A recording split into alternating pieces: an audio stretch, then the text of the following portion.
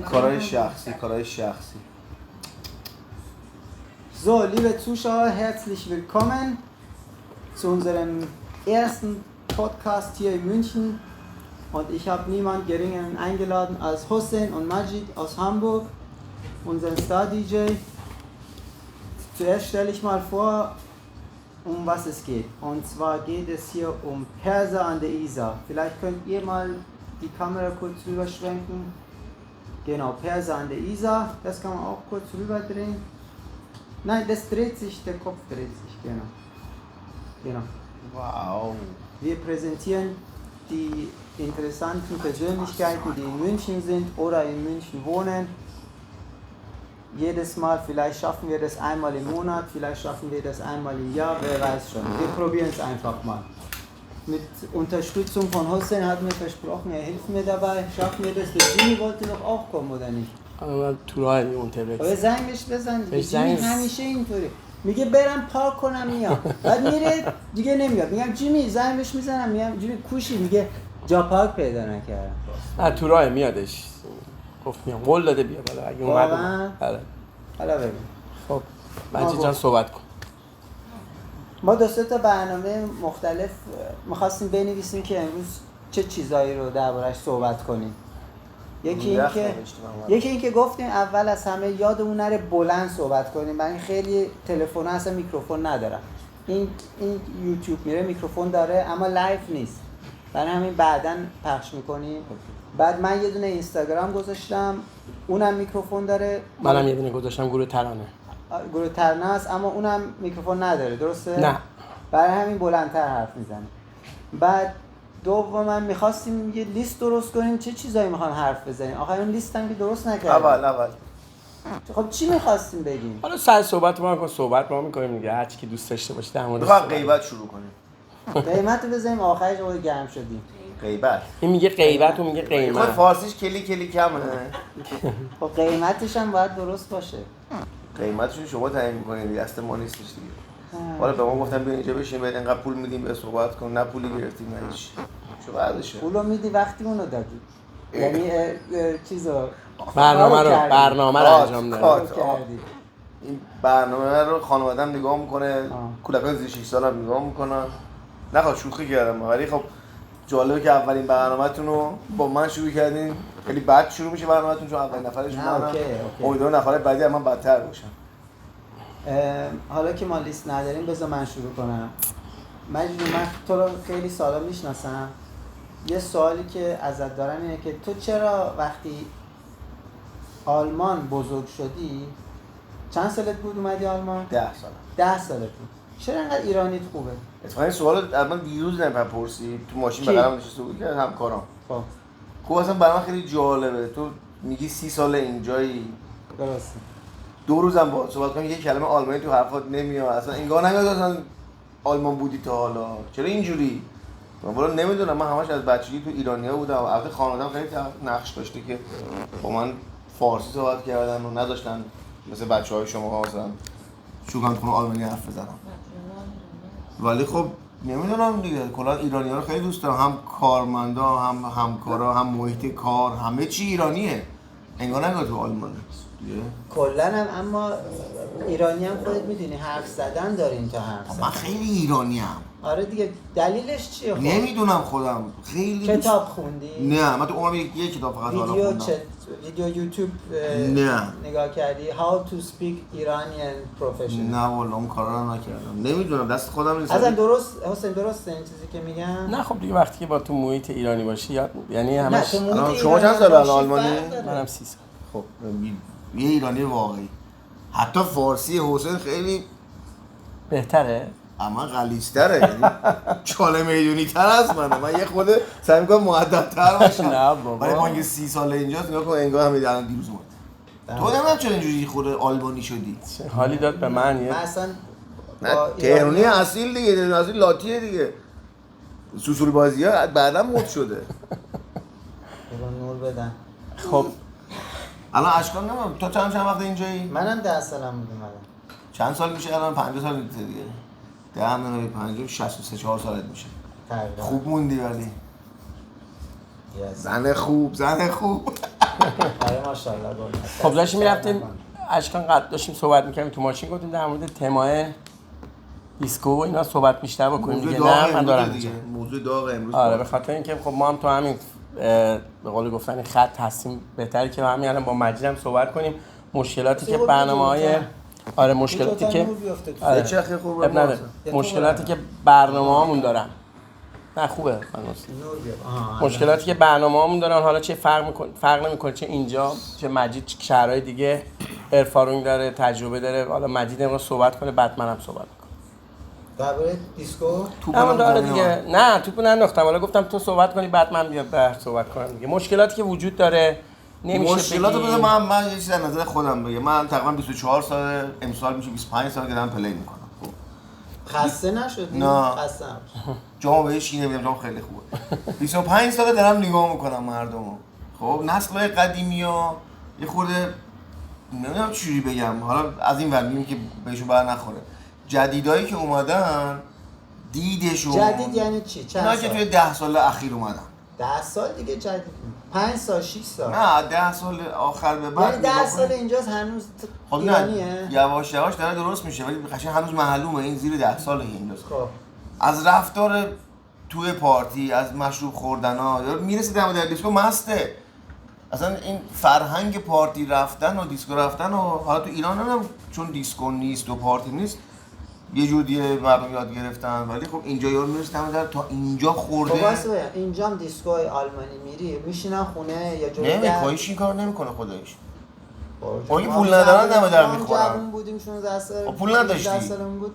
میرفتیم یه 35 سال یه آبجو که قبلش میزنی. یا آبجو مستت نمیکنه که. نه دم در دیسکو میرسه دارن تلو میخورن. نه اون دیگه اصلا ورود این افراد به پارتی در اصل ممنوعه چون خودش خطره. آره. به یکی بخوره. حالا ما هم ماشاءالله ایرانی‌ها یا فارسی زبان‌ها همه خانواده دوست و اینایی، فکر کنم با خانواده وایسادی طرف میاد تو داره تلو میخوره، بیهو میخوره به خانواده رد میشه. همین رد شدنش باعث دردسر میشه. خب این درست نیست.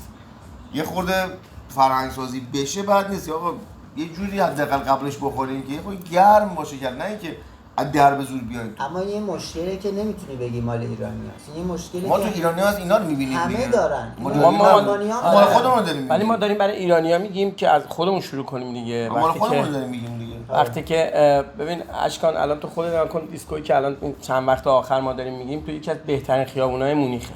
یعنی ماکسیمیلیان اشتراسه اون منطقه. تو الان خودت یه روزی مثلا به عنوان مثال دوستت وکیل یا یک آلمانی رو بخوای دعوت کنی میگی آقا امشب بیا بریم شب ایرانیه. چقدر خوبه که میگی آقا تو فلان خیابون گرفتم تا اینکه بری گبر به گبیت نمیدونم پازین گرفتم یا من اسپانوف گرفتم و چقدر برای ایرانی‌ها خوبه. این چقدر جالبه. خب اینو باید قدر بدونن. بعدم پشتیبانی کنن با همین نوشیدنیایی که اونجا میخورن. البته تو جیب ما نمیره، تو جیب صاحب اونجا میره، ولی از صمیم قلب دفعه دیگه بهمون میده. نباشه ما هر جا رفتیم بعد از برنامه 50 تا شیشه ودکا و ویسکی و آبجو اون گوشه تو دستشویی و این برنامه قایم کرده، طرف پیدا کرده، اصلا آبرومون هم رفته. دیسکوهای خارجی کیف زدن رو حتی میگردن. حالا برنامه حسین رو جادیگر نمیدونم من نه اصلا من همیشه خانوار نمیگردم. من مجید همیشه میگم به زن ایرانی باید احترام بذاری، نذاری تو کیفشو بگردی، نذاری ببخشید بیا اینجوری بدنی تفتیش کنی که ببینی نوشابه. من میگم زن ایرانی رو باید بهش احترام بذاری. من همیشه زیر میزا پر شیشه خالیه. خب متاسفانه خب دیگه این چیزاست که بده. برای اون صاحب سالونم میدونی یه سوالی پیش میاد آقا اینو چه فرهنگشون انقدر داغونه یارو آقا یا خونه مشروب میاره تو دیسک.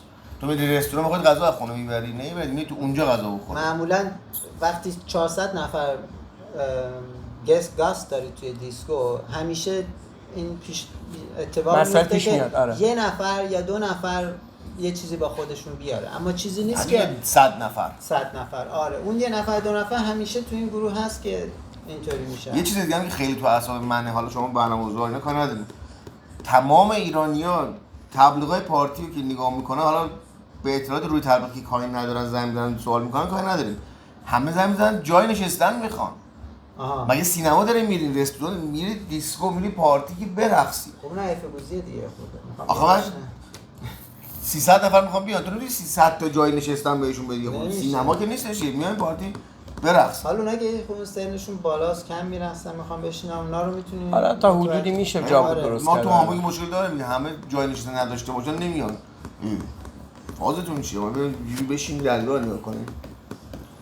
خب این برنامه رو فکر کنم بچه‌ها متوجه شدن.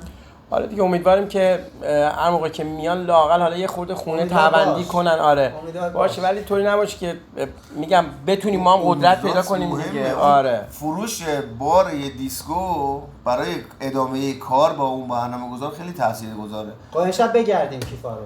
نه من هیچ موقع این کار نمیکنم. خب الان گوش کردن فکر می‌کنی دیگه نمی‌کنم. حالا امیدوارم که اون کم بخوریم، کمتر بشه، این مسئله یواش یواش جا بیفته که خشک بیان خیس برگردیم.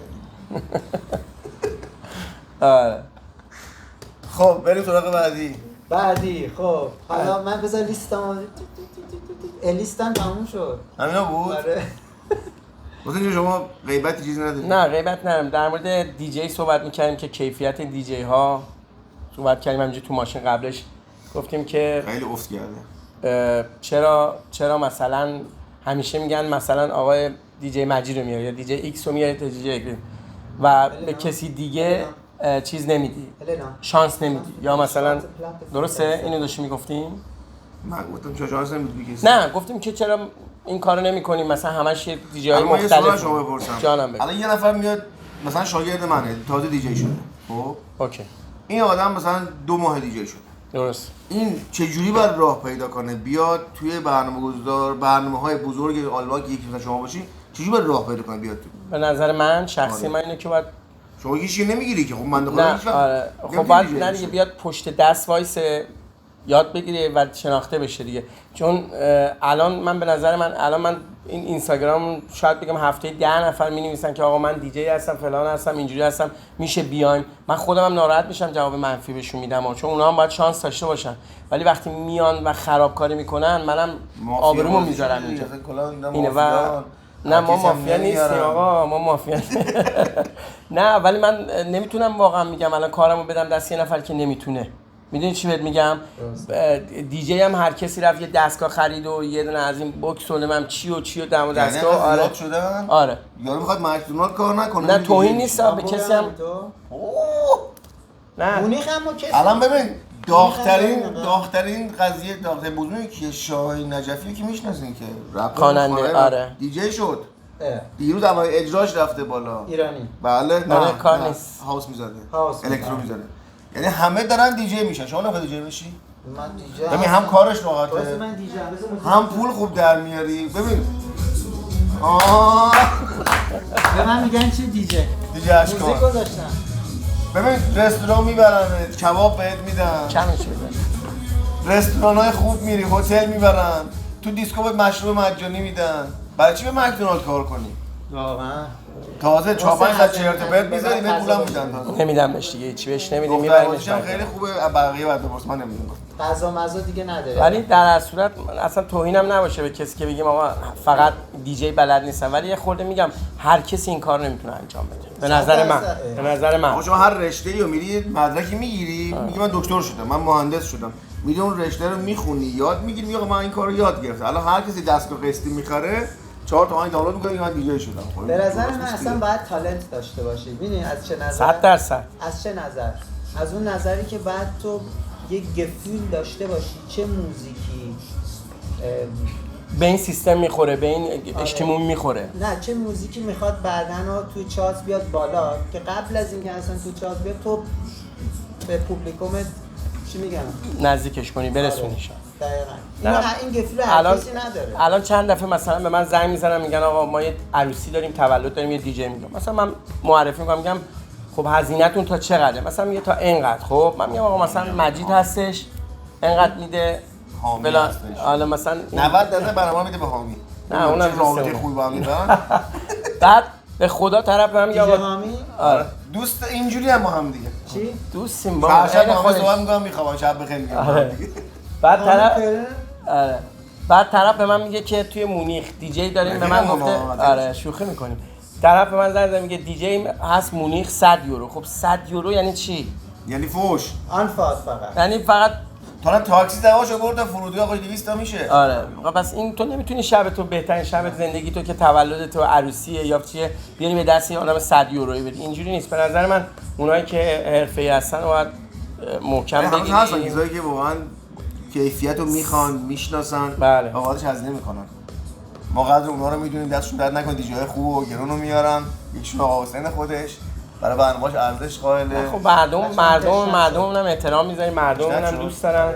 خانم کارگردان آقا شما تشنش النا برینگستونز کاستوم من دارم، من اینجا اسمم قایم کردم. آره نگاه کن دیجی اینه خوبیش. دیجی باشه همه چی. دیجی باشه همه چی فراهم. تمای بعدی ما نداریم. در صورت امشب دیسکو ساعت چند؟ آره امشب هم برنامه یه چیز دیگه من بگم. اینم بگو. اول تو دیسکوهای خارجی، خب حالا آلمانیا، توی کلابایی که میری سناشون تقریبا توی یه رنجه. خب توی پارتی مثلا خارجی میری مثلا بین بگو مثلا 18 تا 30 35 مثلا توی پارتی. خب U30 داریم، U40 داریم. خب جدان هستن. جدان تو پارتی ایرانی از 6 ساله تا 96 ساله اون توه.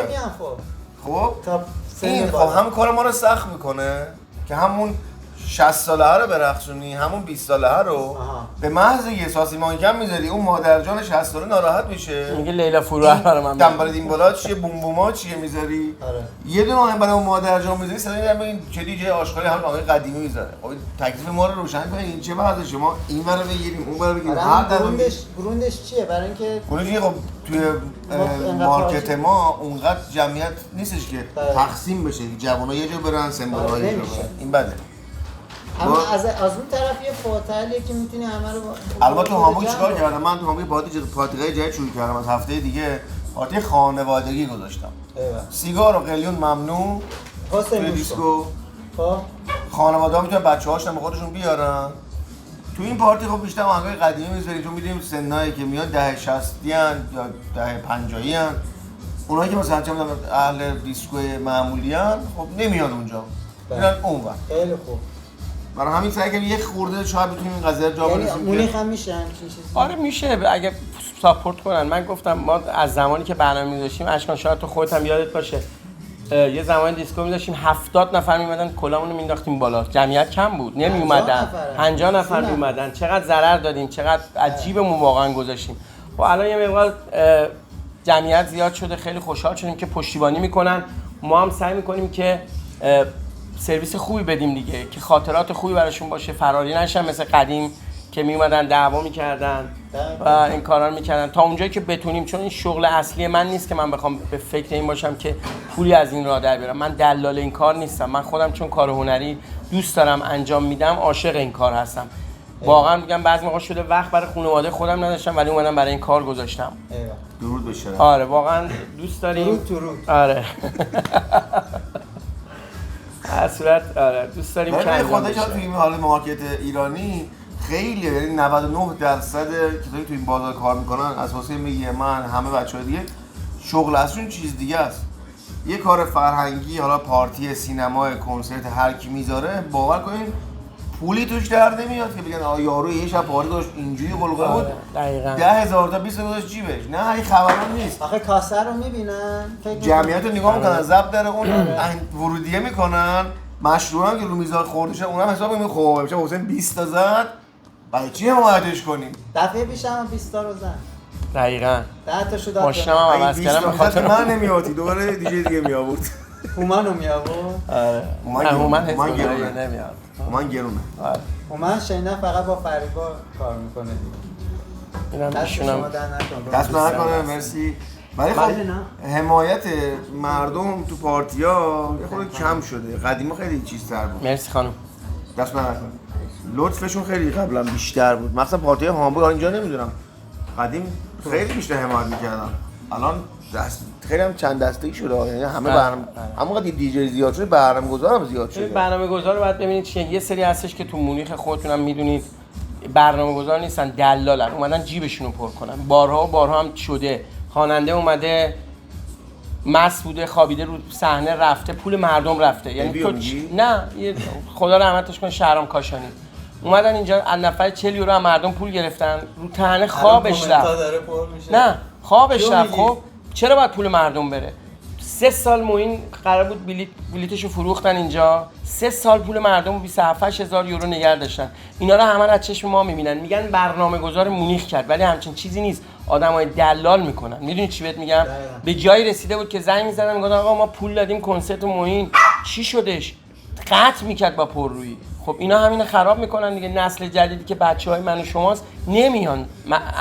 اشکان جان میدونی؟ نه متوجه میشم. اصلا نسل جدید بچه‌های ما پارتی ایرانی نمیرن چند سال دیگه میاد میبینه با مامودوش باید برقصه با داییش باید برقصه. حالا اوناش آره اوناش حال نمیکنه. آره حالا اون دیگه محیط چیز خانوادگی، ولی این چیزا هم که میبینن مجید جان ببین الان بچه شما اینجا میره کنسرت بلیتشو میخره، ساعتش معلومه، دقیقش معلومه، سرویسش معلومه. اینجا مثلا شما الان بچه من بیاد بره برای کامران هومن بلیت بخره، علاقه‌منده، خب یه دفعه نیومده، نصف روز نیومده، بلیت دیر شده، جاشو عوض شده، بچه آلگه اینجا که به دنیا آمده فرار میکنن محیط ایرانی.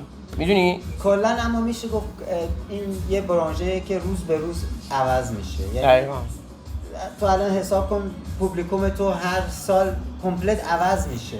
این همه ایرانی‌ها جدید میان، اصلا پوبلیکومش اصلا زمان عوض. یا اگه یادت باشه حالا یه چیزم بگم، من با اشکان اینجا فلایر درست میکردیم، بعد میدادیم چکسلواکای برامون چاپ میکرد.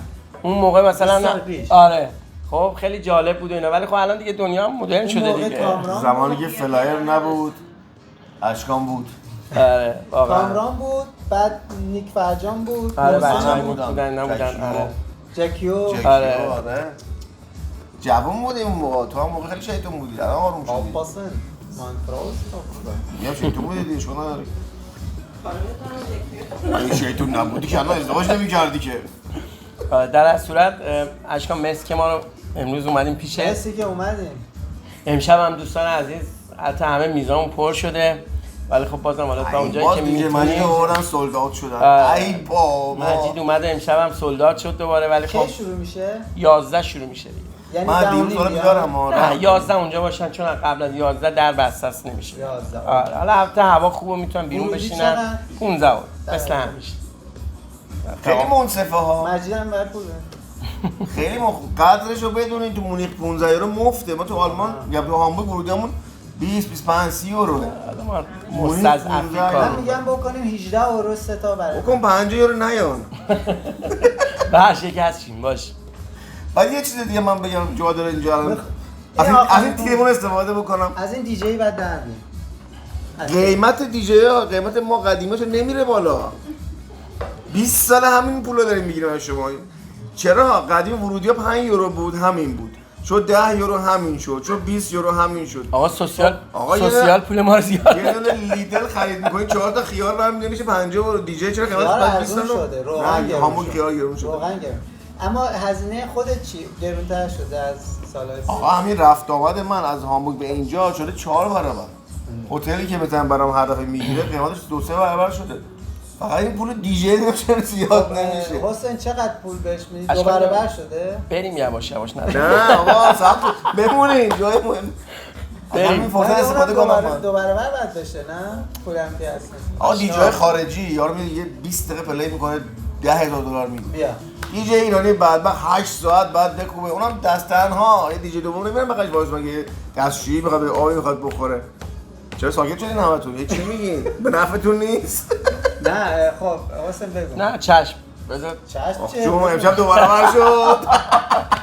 یعنی 200 یورو. نه خودش حسین توی بقیه برنامه‌ها دستاری بازه. ولی خب جا داره که رو به بالا همیشه میدونی. رو به بالا هیچ وقت ان جامون عوض کنیم. جامون عوض کنیم بیشتر بشین. چشم. ورودی‌ها شما گرون کن. بعد اینورم اوکی. آقا پس من اگر ورودی‌ها رو گرون کردم تقصیر ایشون راهدون نمیگه. راهدون سازمان اجاره خونه مجید حمایت کنین. درباره دیسکو و موزیک و اینا اینقدر الان حرف زدیم، دیگه چه برنامه‌ای هست که ایرانی‌ها در مونیخ میذارن؟ یه دونه تو ذهنم که هست این کیوان. آره برنامه فرهنگی میذاره، ترمه میذارن. آره میدونم. بعد هم گروهی که خودمون ورزش میکنیم، گروه بوستان هستش که کارهای فرهنگی میکنن. بعد دیگه تا اونجایی که میدونیم دیگه هستن. حالا 17 برنامه براتون. این برنامه‌های سیاسی امروز مثلا جلوی کنسولگری جمع شده. آره اونها هم برنامه سیاسی هستن که یه سری جمع میشن که اونم حالا آره. بعد دیگه چی؟ دیگه هستن دیگه. حالا کنسرت میذارن، برنامه میذارن. هستش که برنامه میذارن. من خود ببر تو حاشیه‌ها. چی اسمش؟ برنامه میذاره؟ نمیشناسمش.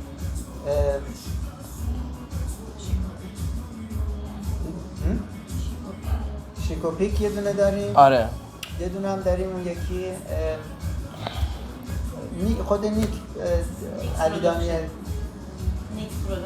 نیک پروداکشن هم داریم. آره. الان کی آورده یه کنسرت گذاشته؟ اونو مجید عبدی آورده. بعد اینم می‌خواستم بگم یه چیز خیلی جالبه. چه کنسرت بود الان کنسرت شهرام. آره. آره یه چیزم در مورد این بگم خیلی جالبه. اینم اتفاقا بدونی خوبه. ببین برنامه‌گذارایی هستن مثلا یه سری هستن که برنامه‌های سریالی میذارن در همه شهرها. بعد میان تو هر شهری میگن مثلا اشکان جان تو میتونی برای ما بلیط پخش کنی، کاغذ بچسبونی در دیوار، 200 تا بهت میدیم. مثلا به من بارها میگم من قبول نمیکنم. چرا؟ به خاطر اینکه برنامه دست خودم نیست. اگر فردا خواننده نیاد، اگه فردا یه تو مثل جریان کنسرت موین 2 سال 3 سال عقب شه، تمام آدمایی که تو اون شهر اومدن مثلا حالا کاغذ میچسبونن بلیط میچن نه بعد اگر نیاد هیچ کس جوابگو نیست. اشکان متوجه هستی؟ اما اونم بالاخره یه کاریه که دست خودش گرفته برای مردممون. آره ولی من حالا میگم من زمانی کارو میکنم که دست خودم باشه، خودم هم جوابگو باشم. تا به حال من برنامه‌ای که گذاشتم به کسی نمیدیم. خب پروداکشن خودشو داره. همین هستم. منم میگم من قبول نمیکنم. من یعنی هیچ موقع جواب نمیدم چون مال من نیست. احتمال داره یه روز نیاد، من باید جوابگو باشم. اشکان مثل این میمونه که من یه چیزی بیارم توی دفتر تو داره میگه اون خودش یه فانتورتونی و نیمن کرده. آره ولی جواب نمیدن اشکان. جواب نمیدن. همون آدمایی که گفتم بهت بازم تکرار کنم کنسرت موین 3 سال بلیت مردم فروختن، همشون قایم شدن. اونو من نمیدونم حالا. آره ولی به نظر من برنامه میذارم که خودم از اول از 0 تا 100 دست خودم باشه و خودم هم جواب باشم، ترسی هم نداشته باشم. دیگه چه کسایی رو داریم که کلا چه کارهایی داریم که ایرانی‌ها در مونیخ انجام میدن از نظر هنری از چیزای دیگه؟ همه چی.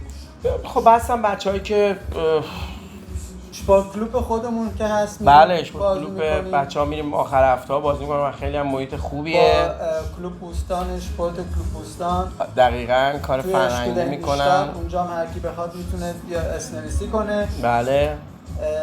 بعد دیگه چی داریم؟ دیگه الان حوزه ذهن ندارم که بگم. کیوان به نظر من دفعه پیش تو بودی برنامه؟ کرمه؟ آره. نه. خیلی کم بودن. آره. فکر کنم یه خورده بیشتر. من به کیوانم یه بار گفتم چون هنرمنداش از ایران میان خب و با ایران کار میشه، بعضی ها اینطوری فکر میکنن و ببین بعضی ها اشتباهی فکر میکنن که اینها رو مثلا از طریق سفارت اومده و به خاطر همین یه خود فاصله میگیرن. متوجهی؟ نمیدونم. بحثا رو سیاسی میکنن. نه خب حقیقتشو دارم میگم دیگه. ببین حقیقتشو چون من توی کارم دارم میبینم. کیوان دوست صمیمی منه، خیلی هم خوبه. تبلیغ حالا یکی اینطوری میبینه یکی اونطوری. آره. کیوان باید فکر خودش باشه چجوری باید کیوان یه طوری نشون بده که واقعا این خودش میذاره برنامه رو. آره. متوجه نشون بده به مردم زحمت خیلی هم زحمت میکشه. خیلی زحمت میکشه. به نظر تبلیغش کمه. شاید از اون نظر این فکرایی که تو میکنی میاد جلو. برای اینکه تبلیغ کمه. به نظر من خیلی کسایی رو میاره که واقعا یعنی هنرمندای خوبیه. آره نامبروانای ایرانو میارن، زحمت میکشن. اونا احتیاج تبلیغ بزرگ دارن وگرنه میان اینجا برای 50 نفر فقط اشتباس به نظر من. مثلا همون بره یه شهر دیگه شاید مثلا 500 نفر. آره. و این تبلیغش کن. خیلی هستن. اون خانومه کی بود؟ خیلی هنرپیشه‌ها میان. محمد خانی خواننده. آره بعد نوازنده‌های از ایران میان واقعا نامبروان هستن. آره خیلی از شهرهای دیگه فقط از ایران هم نه، مثلا از برلین میان، از هلند میان، از کانادا میان. ولی خب هستن هنرمندای خوبه. این مونیخ ذره چیزشون کمتره، حالا به خاطر اینکه شاید جمعیت کمه، ولی الان جدیداً جمعیت خیلی زیاد شده، 5-6 هزار نفر شده و امیدواریم که اینا ساپورت کنن که بیشتر برنامه‌های خوب و فرهنگی بیشتر بشه، برنامه‌ای که اسم ایرانی رو ببره بالا دیگه. انشالله. امیدواریم. خیلی هم بهمون خوش گذشت. بهمون سرویس خوب دادین خانم اشکان جان. لطف کردن. آره بعدم از اتاق فرمان گفتن که آره گرمه. کلا بس بچه‌ها گرمه. نه بابا یه رو دیگه دلمون گرفته بخو صحبت کنیم بخورده. خب بریم. بعضی از کسا هستن که میخوام بیان بالا با شما چیکار دارن؟ هر کی سوال داره بنویسه تو چت. سوالا رو بخونید جواب بده. تو تو لایف شرکت کنن، شاید اون حرف دیگه ای داشته باشه. باش.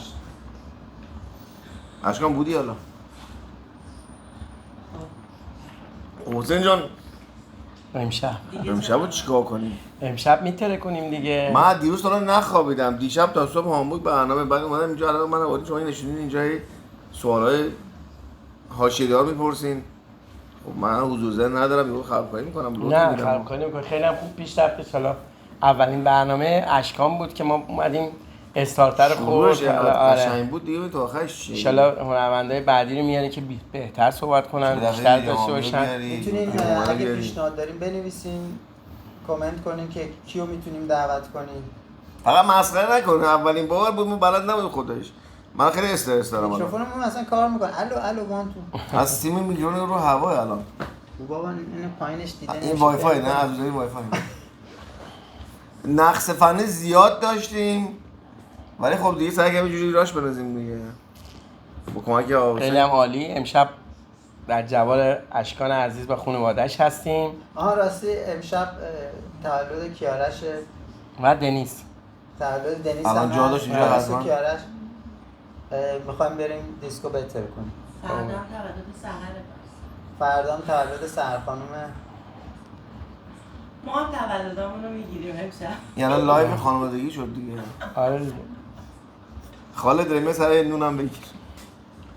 خب تو لیستمون دیگه چه چیزایی رو نوشتیم گفتیم؟ همه رو گفتیم دیگه. لیست ننوشیم. الان ما گیر گفتیم داره. می‌خواستیم تو یوتیوب میخواد قطع کنم از اول یه بار بهترش بریم. آره. نظرتون می‌خواستیم تو یوتیوب ویدیو دیجه ها رو نگاه کنیم و بخندیم. آره خب ولی دیگه الان به اینجا خودتون بخندین، به برنامه‌گذارا بخندین، به می‌خواستش برنامه‌نویسا بخندین. اشکان سوژه‌ش این بود که میگفت مثلا نگاه کنیم می‌خواست که منو بندازه وسط اینو اونو مسخره کنه، فردا تو رو منو با بگیرم. همه دشمن کنه. ما دیجه با هم دیگه رفیقیم، نه، تو دیجه ظاهر با ها هم دیگه می‌جنگیم و پشت سر با هم دیگه آبگوش می‌خوریم.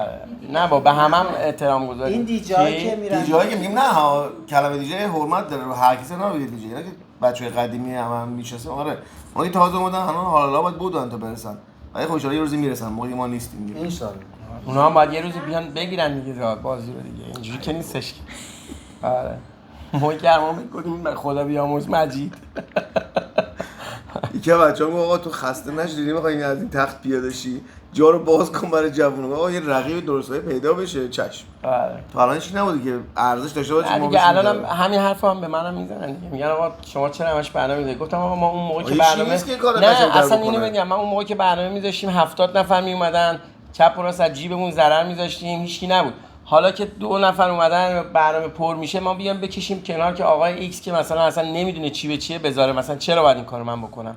بعد مگه کار من نقص داره؟ چیزی داره که باید بذارم؟ اون موقعی که خودت هم شروع کردی یکی بود که دقیقاً ولی خوب انجام دادیم. ما هم که نمیگیم که چشم اون نه چی؟ تو چشم اون که 20 سال قبل از خودشون کشتن کنار. مجید؟ اگر آره اونا ببین هر کسی یه روش کاری خودش داره. اونا تو زمان خودشون بهترین بودن، حالا یکی بهتر اومده نه عوض شده نخواستن ادامه بدن. ایشون هم از اونا کمتر نیست، چرا از اونا بهتر باشه؟ الان اگه کسی بیاد واقعا مثلا بیاد از ما بهتر بذاره اصلا مسئله رقابت سالم خیلی خوبه. منتها اینا که جدیدن میان گند میزنن تو کار. شما ببین توی مثلا تو همه صنفا، توی چه میدونم رستورانا، توی نمیدونم همه جور کار، توی خیابون 10 تا رستوران ایتالیایی بغل هم بیاد، همه‌شون قشنگ هم کار میکنن. نمیدونم این میگه اون غذای اون پیتزاش مثلا نمیدونم گم میده، نمیدونم استیک اون خراب. تو رستورانا رقابت سالم کارو بهتر میکنه. یکی میاد خراب میکنه اصلا غذا درست نمیده ولی نمیاد اون یکی اونو خرابش کنه، اصلا دربارش حرف نمیزنه. تو ما ایرانی عادت دپار رو هم دیگه میذاریم بریم بالا. نه این چیزه همدیگه رو حمایت نمی‌کنیم. مثلا دست نمیگیریم حسین اینو اینجوری کن اونجوری کار بهتر شه. نه حسین این کارو کن بدتر بخوری زمین که من بهتر بچش بیام. خب این بده دیگه. یکی از دوستان نوشته نظرتون راجع به دیجی خانم چیه؟ توی شاگرداتون دیجی خانم دارین؟ داشتم ولی نشد. چرا؟ خیلی قرتی بود. بیشتر به رقصیدنه فکر می‌کردن تا به کار تا رقصوندنه. آره یکی از لندن ولی اگه این باشه خیلی خوبه. این مارکتینگ استن خیلی بازار چیز داره. دیجی خانومم خیلی خوبه ولی متاسفانه من چیزایی که دیدم البته بعد نمیگم در موردش، بازارش خیلی خوبه. اگر خانوم باشه آره خب خیلی اعتماد دارن میگن خانوم باشه قشنگ‌تره اصلا تو همه ولی من تا اونجایی که دیدم بیشتر حواسشون به خودشونه. حواسش به میرقصن تا جو نیست. برقصونن. بعد برقصون همش حواسش به آرایش خودشه، لباس خودشه که چجوری باشه. ولی خب من به نظر من بارها با مجید صحبت میکنم تو برنامه، اینا مثلا حواسش به من نیست، حواسش به رقص مردمی که بعد این آهنگ چی بیاد. رفیقای خودم بهشون میگم با سلام میگم چه جواب نمیدی، یا میبینم ولی نمیبینم، حواسم جای دیگه اون لحظه. مارکت ایرانی خانم‌ها این شکلی هستن؟ من اینجوری دیدم، حالا شایدم تو اشتباه مارکت‌های خارجی دیجی خانم زیاد داریم. زیاد داره، آره. خیلی هم موفق. کارو جدی میگیرن، درست انجام میدن، پولم خوب در میارن، از مردا بیشتر در میارن، حتی هم سکسی ترن، هم خوشگل ترن، هم بیشتر مردم بابتشون حاضرن ورودی بدن. ولی خب توی مارکت ایرانی، تو ایران هستن ها، تو ایران دخترای دیجی زیاد داریم، جا رو به خودشون باز که، ولی این ور یه جوری همه نمیدونم چرا. من خودم حمایت میکنم هر کی دوست داره با کمال میل همه فقط بیان تو بازار، یه 10 تا دیجی دختر باشه، پسرا اون جدیدا همه جمع میشن. الان قول میدین تخفیف بذارین توی لایف برای دیجی خانم؟ نه این قول نمیدم. یه قول کوچیک. یعنی یاد برای بدن؟ چی؟ چرا تخفیف؟ شما هر شونگی تخفیف فقط بگیری؟ از کی؟ شما هر شونگی فقط تخفیف بگیری؟ حالا اولین لایف دیگه. بعد سیستم مارکت ایرانی هم برای همه خانم نمیان دیگه. تو چیزی بگیم ما مثلا 2 برابر میدیم، ما رو سریعتر بیار بالا. راجع به شرایط کلاستون بگین. کلاس هامبورگ اولا فقط هم باید حضوری باشه، اینترنتی آنلاین نمیشه چون باید بالا سر کار باشه و تئوری داره، عملی داره، باید تو برنامه‌ها باشه، از وصل کردن سیم کشی کار شروع میشه تا و چقدر طول میکشه؟ بستگی هوش شما داره. یکی از 2 هفته راه میره، یکی از تو 6 سال راه نیفتاده، مثل بقیه دیجی‌ها تو شهر دارن کار میکنن الان 10 سال اسم دیجی یادک میشن حالا دیجی نشدن. اونا دل به کار نمیدن. برای این کار ساخته نشدن. هر کسی واسه یه کاری ساخته تالنت شده. میخواد. به زور تو نمیتونی من یه گفتم. کاری رو انجام بدی. الان کاری که ایشون میکنن من خودم بکشم نمیتونم. اداش میتونم در بیارم نشون بدم دارم کار میکنم. نه همین کارهای اینترنتی کامپیوتر. ولی خب اگه واقعا نمیتونی کار نکنی نه باید ول کنی بری دیگه. شما با دیجی بشی؟ نه مگه میشدیم خیلی هم خوب میشد اون اوایل، ولی خب نکردم. بعضی وقتا دیگه همه دیجی بشین خیلی خوبه. نه دیگه ما الان تو دیجی از شما دیگه گذشته دیگه. برای چی؟ یه سنی داره. برای من سنم مگه چند سال؟ از 50 به بالا دیگه بس. آره 50 زشته اصلا. مادر جان شما دیگه چرا؟ حیثیتش می‌کنه. مادر جان شما چرا؟ من دیجیشم ولی دیگه تو بولیک نمیزنم و فقط ایبیتزا. آره خب آره در صورت خیلی خوب. برنامه اول فکر کنم خوب تموم تو اوج خدافظی کنیم. آره نه، مثلا یه- که رسید تمام. دوره اشکام یه 2-3 تا سوال دیگه دارم. یه 2-3 تا سوال کنه. آره. سوال بزرگ اینه که دفعه دیگه حسین جون فکر میکنی کیو میتونیم دعوت کنیم؟ من دیجی حامی. که آره خب ببین من دیجی های کار میکنم. حامی حسین دیجی. نه دیجی دست های... راست حسین دیجی. نه من دیجی های کار میکنم که امتحانشون رو پس دادم. خب وقتی که چرا خیالم امتحان میگیری؟ راحته بیچاره کردیم ما 20 تا داریم امتحان میگیریم. باش حالا شما یه دیجی معرفی کن، تو معرفی کن دفعه بعد بیاریم. ایراد نداره. زیاد داریم. دیجی آره. گلی. گلی پارتی بازی شد. بگید مجید هر دیجی شما آقا مجید بگید اوکی بده، گارانتی بده. حالا از دیجی بیایم بیرون. چرا من؟ از کیا رو میتونیم دعوت؟ خواننده رو منظورته؟ کلا. اینجا منظور تو پیش تو باشه؟ آره. میتونیم از آدمای ورزشی داریم ما اینجا، هم مربی تیم ملی والیبال ایران آقا پرویز هست، بازیکن تیم ملی ایران آقای رضا فروزانی که خودش مربی پرسپولیس بوده. اینا رو میتونی یه دفعه دعوت کنید در مورد تیم ورزشی صحبت کنیم. ایده خوبه. آره خانوما رو هم هنرمند شما داریم. بگید کی مثلا؟ اسم بگیم. اسم. خانم موفق تو مونیخ داریم. ما بله. امروز 2 تا ما دوتا رو گذاشتیم پشت دوربین فقط. نه خب بیایم بشین اینجا نه، ما هست. نمی‌بریم الان دیگه. الان که با دعوتشون رسمی نه. از این آبی‌ها بذاریم. ولی بعد دوستان عزیز میتونن بنویسن برای پرزا آنده ایزا بنویسن که دوست دارن چه کسایی رو تو مونیخ بیارن، میشناسن، هنرمندن، خطاطن، هنر دستی دارن، هر کاری که واقعا یا ورزش. رستوران داریم، میتونیم مثلا رستوراندارا رو بیاریم در مورد مشکلاتش رو صحبت کنیم. همشون رستوران رفیقامون هستن. هوایی آژانس هواپیمایی یه دونه داریم، اونم همیشه بنده خدا سرویس خوب میده. حالا میتونیم یه روز بیاریم. بله دکتر داریم، دکترای خوب داریم. نه اسکری بخوام بیاریم زیادن دیگه. آره بیاین که حتما، چرا که نه. علی آقا رو بیاریم تو صنف کاری خودشون حرفه‌ای. بله جواب فروش عشق من علی داداشم علی. آره همه هستن و علی شربتی. بله برادرش هم بگو مجید. ما خب با علی بیشتر رفیقیم. مجید داره. مجید یه برادره. خب ندیدمش تو. یه بار دیدمش فکر کنم توی بیه آره. از دیگه خیلی خوشحال شدیم آقا بریم دیگه. میگه بیا فست. کجا میخوای بریم؟ قرار داره ها. نه بابا خدا خسته شدم از با 11 شب وقت داریم. اوکی. پول به ما ندادین هنوز. آره. تا 11 شب باید بشینیم اینجا. آره دیگه. چرا؟ چون میخوام شام بدم. اسیری گرفتین مگه؟ به خود من کارم 10 شب شروع میشه. 10 تازه. آها 8 تا 8 اینجا. دوستان عزیزمونم که آهنگای درخواستی میخوان و ندارین؟ نه. اینم یه مسئله دیگه تولد بگو که گفتی. بذار من یه چیزی در مورد تولد که تو دیسکو هست. اول آهنگ درخواستی رو میگم. توی دیسکو خیلی از شما دوستان حالا تقریبا همتون آهنگایی رو دوست دارین که تو خونه باش حال میکنین، تو ماشین باش حال میکنین و حتما میخواین آهنگ اونجا بشنوین. خب مطمئن باشین منی که با 24 سال سابقه کار پشت دستگاه وایسادم اون آهنگو میشناسم. درست. میدونم اون آهنگ قشنگه، شاید هم اصلا قشنگ نباشه و میدونم اون آهنگ جاش کیه تو اون برنامه. چون شما الان هوس کردید آهنگو بشنوید یعنی نمیشه که من ترتیب کارم با هم بریزم به خاطر شما یه نفر شاشون دو نفر اون 200 نفر رو به ساز شما برقصونم. مطمئن باشین اون آهنگی شما دوست دارین و قشنگه به موقعش پخش میشه و اگه دیجیتون قبول دارین و بابتش بلیط خرید اومد اونجا بهش اطمینان داشته باشین وایسین اونجا تا کارشو بکنه. اصلا نداریم یعنی بعد میان آهنگ درخواستی مثلا چی میگه ساسیمان کم بده. خب اینو نگی هم میذاره. انگار کنسرت ابی بری بگی آهنگو برام بخون نمیشه که. شما اومدین اینجا مثلا رستوران نمیگه آقا با آشپز نمکشو بیشتر کن یا غذا رو میزنن جلو شما حالشو میبری. یه سوال از مجید تولد نه؟ آره یه سوال از مجیدم در مورد تولد.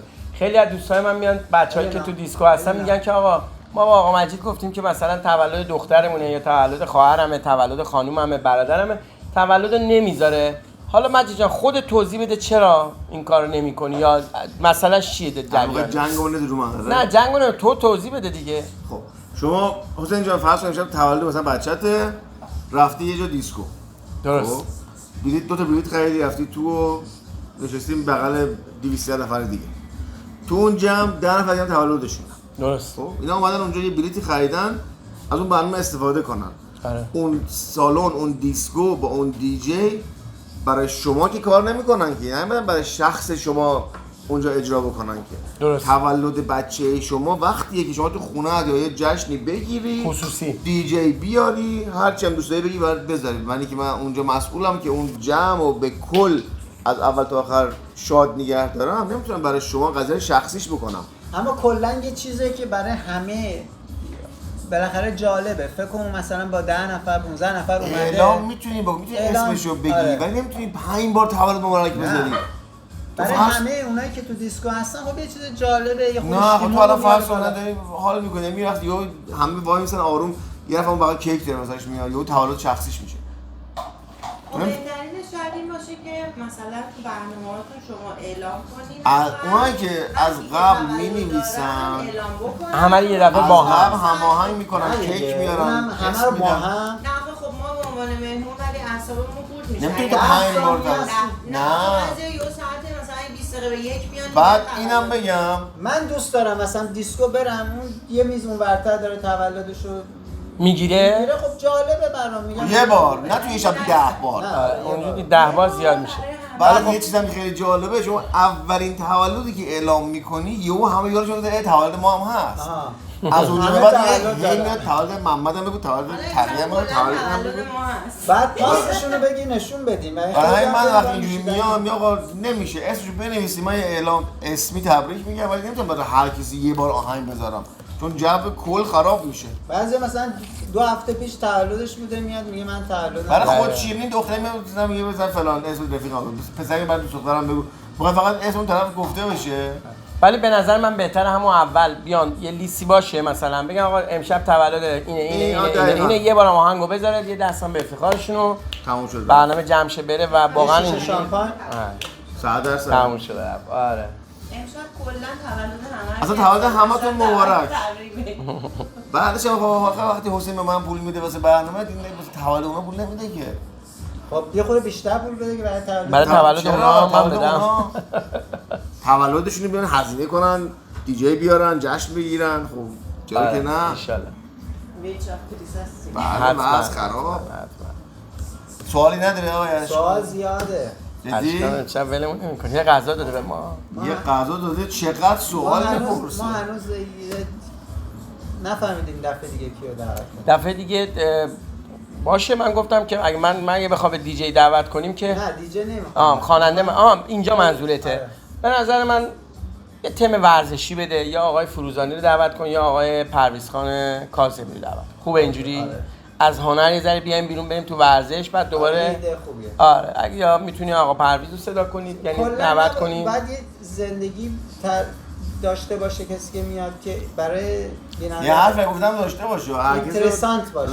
پارتنر نکنید. یکی نه سابقه کاری داره. حرفاش به درد چهار نفر بخوره. سابقه کاری داره، به درد میخوره. بله پارتی بازی نکنید چون دوستم و داداشم فلان بیاد اینجا. کل یکی زندگی ما رو پارتی بازی. 4 تا چیز مفید بگید که 5 نفر استفاده کنن از این برنامه. بله. خوابم میاد. خب بذار ما خداحافظ کنیم. بله. نه اصلا سوال داره. دستشون درد گرفته. اونو بذار خود. خانم فیلم بردار. بفرما. سوال دارن؟ کی؟ سوال دارن؟ بیننده. نه هیچ سوالی ندارم. هیچکی نیست. خب اینو میذاریم بعداً یوتیوب جمع میکنیم. آره. سوال بعدی سوال آخر ما ازتون بپرسم. بفرمایید. برنامه بعدیتون اینجا کیه؟ نمیدونم. کلا برنامه بعدی. بحثی دیگه حامی وقت نداشته باشه به ما برسه. بابا این کلا برنامه بعدی که برنامه بعدی شلوارت رنگکاری هم میکنیم. من آره نقاشم. نه من برای دوم اکتبر کنسرت داریم. کی؟ آره کنسرت داریم با دیجی. حالا نمیگم دیگه، حالا بذارید یه دفعه سورپرایزش کنیم. شهرام فکر کنم اول سپتامبره. اول سپتامبر یادتونه تو گاستگ نیست اسمش هست اینجا فتکه همین روزنهایمر شتراسه. شهرام میاد بپره. بعد دیگه آره بعدم ما سعی میکنیم که هر ماه یه بارم دیسکوهامون رو برگزار کنیم. حالا یه دفعه برنامه دیگه میخوره، کنسرت کسی دیگه میذاره، حالا یه ذره عقب جلوش میکنیم، ولی همیشه برنامه دیسکومون به راه هستش. 13 یولی هم آره 13 یولی هم گروه بوستان گروه بوستان دیجی اشکان نه شوخی می‌کنم دیجی حامی. بعدم برنامه ورزشیه. بله هرچی برنامه خوبه مال حامیه. چرا برنامه خوردریز به من میرسه. ظهره برنامه ظهره باشه بوستان خیلی خوبه. چهارشنبه سوری دیدی چیکار کردیم ما اونجا؟ عالی بود واقعا. چهارشنبه سوری شما برنامه خوبه همه مال حامیه. من حسودی میشه کاش من یه حامی بودم. و اسمتو عوض کن. حامی فکر کنم کمتر پول میگیره. نه کم هم نمیگیره. رفیقشه. نه این رفاقت دیگه میذاره. آقا من با ایشون با اوشون و ایشون با من رابطه کاریه، با اون رابطه عشقیه. نه به خدا من 7 تا میرم بابا. همه جات خالیه. خب تا واسه خراب نشده ما ببندیم برنامه رو بریم. مرسی از دوستایی که وقت گذاشتن. بهتون خبر میدم که کیو میخوایم دعوت کنیم. که دیجی حامی میاد اینجا. آره دیجی حامی رو میاریم که اونم بگه که دیجی مجید چقدر بده شد. من گفتم بده. آره قربان شما. خیلی روز خوبی بده. اشکان عزیز خیلی ممنونم مجید جان. آقا شما گم مرسی از شب میتره وقت